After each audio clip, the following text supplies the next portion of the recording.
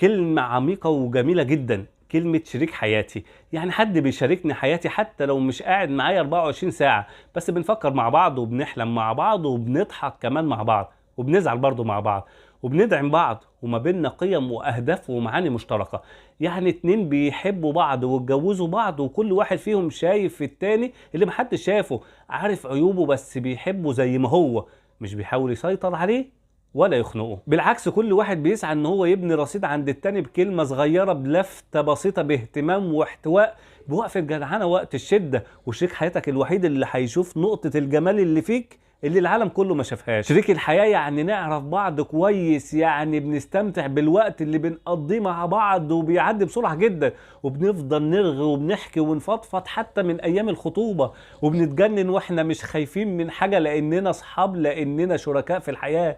ودي احلى حاجة في الدنيا بعد قربك من ربنا. بس كده، السلام عليكم.